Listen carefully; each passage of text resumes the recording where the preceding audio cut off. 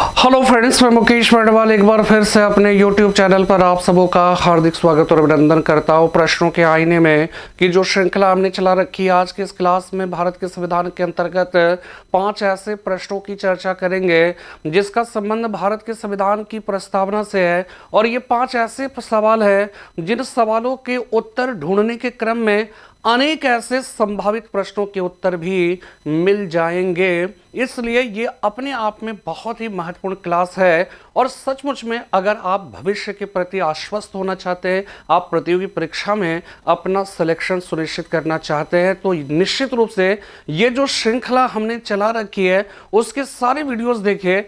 आने वाले समय में चाहे वो एसआई का, चाहे आईएएस, चाहे पीसीएस, चाहे सीडीएस, चाहे एनडीए, चाहे सीपीएफ या जिस तरह से एसएससी वगैरह हो गया, उन सारे सवालों में, उन सारे जो एग्जाम्स में जो पूछे गए सवाल है, उन सारे सवालों के समाधान करने में अपनी महत्वपूर्ण भूमिका निभाएगा। इसलिए समय ना गंवाते हुए सीधे हम अपने टॉपिक पर आते हैं। और ये भारत के संविधान की 5 प्रश्नों की श्रृंखला में ये 7वां सेट है। यानी इसके पहले हमने 30 क्वेश्चंस, अति जो महत्वपूर्ण सवाल है उन सवालों का डिस्कशन कर चुके हैं। तो आज के इस क्लास में प्रस्तावना से संबंधित जो पहला सवाल है वो सवाल है, भारत के संविधान का कौन सा भाग संविधान की आत्मा कहलाता है। और ये प्रस्तावना से जुड़े ऐसे सवाल है जो किसी ना किसी एग्जाम्स में आए, सिविल सर्विसेज में। तो ये यूपी पीसीएस प्री 2008 और मेंस 2016 इन दोनों एग्जाम्स में आए। और ये सवाल क्या है कि भारतीय संविधान का वो कौन सा भाग है जो संविधान की आत्मा कहलाता है। ठीक है, तो यहां पे देखिए मूल अधिकार है, राज्य की नीति के निदेशक तत्व हो गया, प्रस्तावना हो गया, संवैधानिक उपचारों का अधिकार। तो यहां पे देखिए संवैधानिक उपचारों का अधिकार जो है ये आर्टिकल 32, ठीक है, और इसे बाबा साहब आंबेडकर ने भारत के संविधान की आत्मा का, ठीक है। इसी प्रकार जब हम प्रस्तावना की बात करते हैं तो ये ध्यान रखना है कि ठाकुर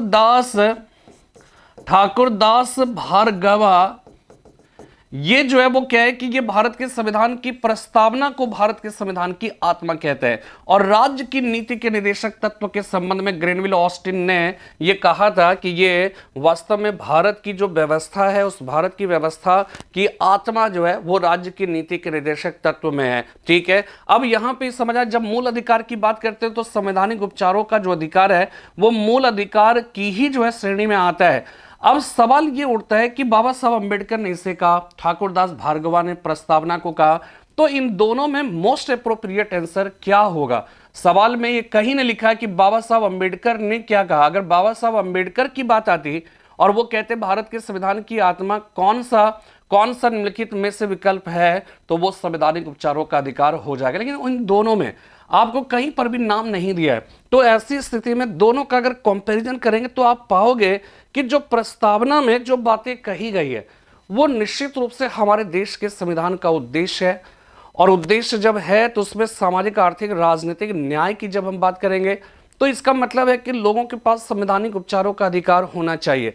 तो संवैधानिक उपचारों का जो अधिकार है, इस अधिकार में प्रस्तावना की सारी बातें नहीं आ सकती है, लेकिन प्रस्तावना में ऐसी कई बातें हैं जो संवैधानिक उपचारों के अधिकार की जो बात की जाती है उसका वहां पर एक राजनीतिक न्याय का एक विकल्प जो है, एक उद्देश्य यहां पे दर्शाता है। और कहीं ना कहीं उससे अधिक भी और भी बातें बताता है कि और हमारे देश के संविधान के लेखन का उद्देश्य क्या था। ठीक है, तो ये बात आपको ध्यान में रखना है कि भारत के संविधान की जो प्रस्तावना है कहीं पर भी नाम नहीं दिया है, दोनों ऑप्शन दिए होंगे, तो इसमें मोस्ट अप्रोप्रिएट आंसर जो है वो प्रस्तावना ही होगा। तो इसलिए इस प्रश्न का जो जवाब यहां पर है वो है प्रस्तावना। दूसरा, निम्नलिखित में से किसने भारतीय संविधान की प्रस्तावना को हमारे संप्रभु प्रजातांत्रिक गणतंत्र की जन्म कुंडली कहा, होरोस्कोप। ठीक है, और ये शब्द जो है वो किसने प्रयोग किया था, इसका सही जवाब है के.एम. मुंशी, यानी कि कन्हैया लाल माणिक लाल मुंशी। आपको पता होगा कि 1952 ईस्वी में 1952 एडी में इन्होंने ही भारत के इतिहास में सर्वप्रथम शुरुआत की थी वन महोत्सव मनाने की। ठीक है। तो इसी के मुंशी ने क्या किया, कन्हैयालाल माणिकलाल मुंशी ने, उन्होंने प्रस्तावना को हमारे संप्रभु प्रजातांत्रिक गणतंत्र की जन्म कुंडली कहकर पुकारा था, और ये छत्तीसगढ़ पीसीएस प्री 2013 में जो है वो आया था। ठीक है।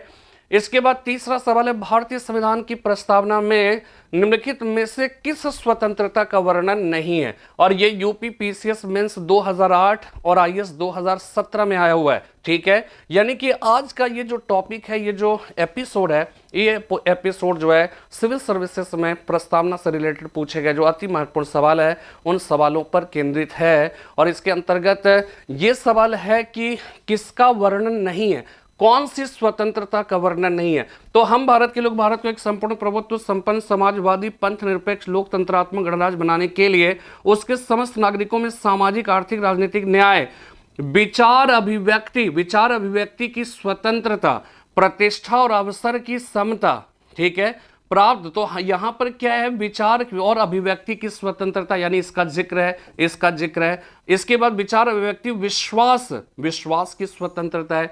तो यहां पर हम ये कह सकते हैं कि व्यक्ति की गरिमा, या फिर कह सकते हैं कि हम भारत के लोग भारत को एक संपूर्ण प्रभुत्व संपन्न समाजवादी पंथ निरपेक्ष लोकतंत्रात्मक गणराज्य बनाए, उसके समस्त नागरिकों में सामाजिक आर्थिक राजनीतिक न्याय, विचार अभिव्यक्ति, विश्वास और धर्म की स्वतंत्रता, धर्म और उपासना की स्वतंत्रता, यानी ये तीनों बातें की गई है, ये बातें नहीं की गई है। इसलिए इस प्रश्न का जवाब ये हो जाएगा, यानी कौन सी स्वतंत्रता का वर्णन नहीं है।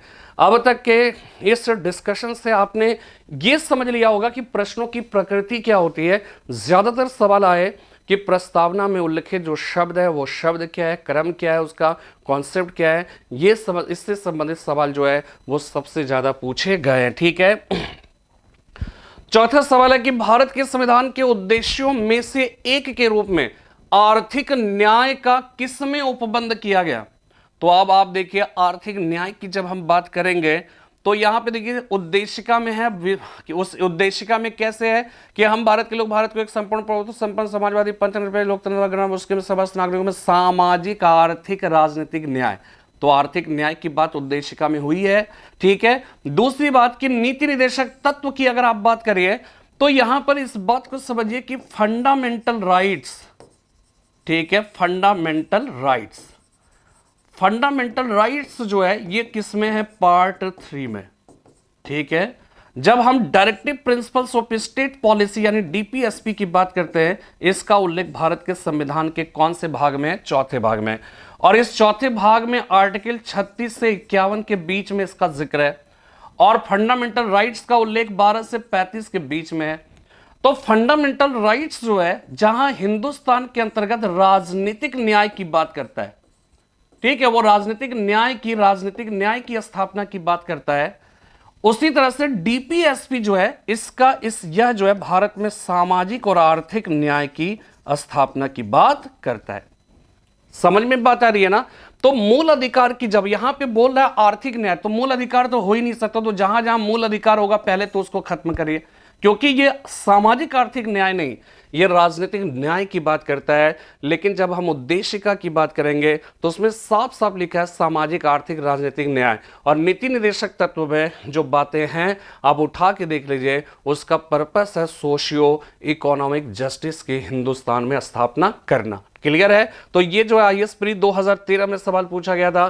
पांचवा सवाल है, भारत के संविधान की प्रस्तावना में कितने प्रकार का न्याय। अब देखिए इसमें कितना महत्वपूर्ण, कितने प्रकार का न्याय, स्वतंत्रता, समानता, भ्रातृत्व। तो आप देखिए, हम भारत के लोग भारत को एक संपूर्ण प्रभुत्व संपन्न समाजवादी पंथ निरपेक्ष लोकतंत्रात्मक गणराज्य बनाने के लिए उसके समस्त नागरिकों में सामाजिक आर्थिक राजनीतिक न्याय, यानी न्याय कुल कितने हो जाएंगे, 3 न्याय, 3 हो गया। सामाजिक आर्थिक राजनीतिक न्याय, विचार अभिव्यक्ति, विश्वास, धर्म और उपासना की स्वतंत्रता, यानी ये स्वतंत्रता कितने हो जाएंगे, 5। ठीक है। स्वतंत्रता कितने हो जाएंगे, 5 हो जाएंगे। विचार अभिव्यक्ति, विश्वास, धर्म, उपासना की स्वतंत्रता, प्रतिष्ठा और अवसर की समता, यानी समता जो है वो कितना हो जाएगा, 2। और वो कौन कौन सा, प्रतिष्ठा और अवसर की समता। तथा उन सब में व्यक्ति की गरिमा और राष्ट्र की एकता और अखंडता सुनिश्चित करने वाली बंधुता बढ़ाने के लिए, ठीक है। तो बंधुता जो है शब्द, यानी बंधुता या भ्रातृत्व शब्द जो है वो क्या है कि इसका उल्लेख एक बार किया गया, यानी कि 3 बार किया गया न्याय का, स्वतंत्रता का 5 बार, इसके बाद समता का 2 बार और बंधुता का 1 बार। तो इसका सही जवाब है 3521, 3521। That is why it is, यानी this option is the right answer of this question, ठीक है। यानी कि भारत के संविधान की प्रस्तावना में कितने प्रकार का न्याय, ये यूपी पीसीएस प्री 2018 में पूछा गया था। तो आपने इस जो प्रश्नों की श्रृंखला थी, ठीक है, इस श्रृंखला को हमने पिछले 2 एपिसोड से, हमने ये तीसरा एपिसोड था, ये प्रस्तावना पर बेस्ड रखा। हर वक्त देखिएगा कि हमने टॉपिक अलग अलग रखा है, आपको वो टॉपिक शुरू में ही हमने इसका जिक्र कर दिया कि आज का जो सवाल है इस टॉपिक से है, 5 इंपॉर्टेंट सवाल। तो ऐसे ही 5 सवाल करके हमने प्रस्तावना से 15 अति महत्वपूर्ण सवालों की जो है वो क्या है कि पेशकश की। और आपने देखा कि हमारे देश के संविधान से रिलेटेड जो सवाल अगर प्रस्तावना से पूछे जाते हैं तो वो किस तरह के सवाल होते हैं। तो फिलहाल आज इतना ही, कल मिलते हैं फिर इसी विषय के साथ, तब तक के लिए जय हिंद, जय भारत।